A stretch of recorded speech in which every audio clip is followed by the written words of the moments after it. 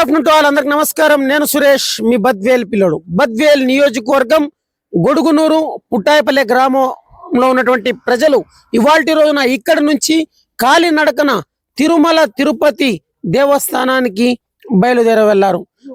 అంటే ప్రతి ఏడు వీరు ఇది 4వసారి.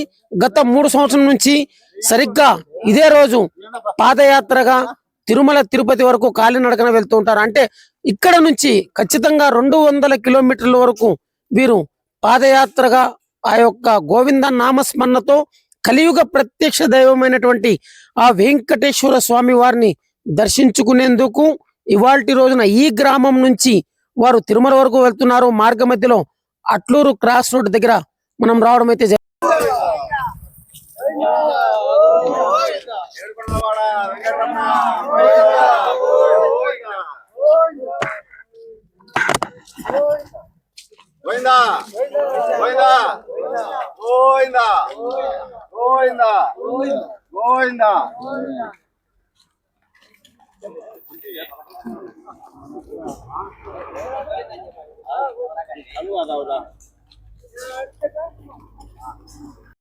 మూడు సంవత్సరం నుంచి వీరు ఈ యొక్క గ్రామం ఏదైతే గొడుగునూరు పుట్టాయపల్లి నుంచి తిరుమల తిరుపతిలో సాక్షాత్తు ఆ యొక్క కలియుగ ప్రత్యక్ష దైవమైనటువంటి వెంకటేశ్వర స్వామి ఆలయం వరకు సుమారుగా 200 కిలోమీటర్ల వరకు ఈ యొక్క పాదయాత్రగా వెళ్తూ ఉంటారు.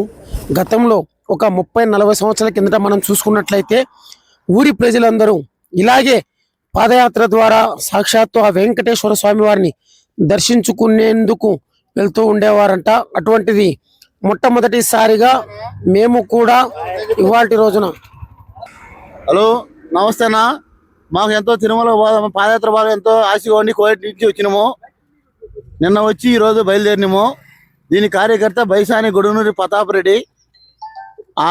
దానికంటే పుట్టాయపల్లె గొడుగునూరు గ్రామం నుంచి ఇవాల్టి రోజున భక్తులు సుమారుగా 50 మందికి పైగా ఈ యొక్క మహాపాదయాత్రలో పాల్గొనడం మనం ఇక్కడ చూడొచ్చు.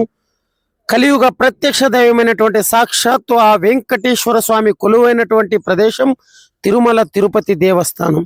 ఇవాల్టి రోజున భక్తులు తిరుమలలో ఉన్నటువంటి ఆ సాక్షాత్తు వెంకటేశ్వర స్వామి వారిని దర్శించుకునేందుకు ఒక కాలినడకన మహాపాదయాత్రగా వెళ్తున్నారు.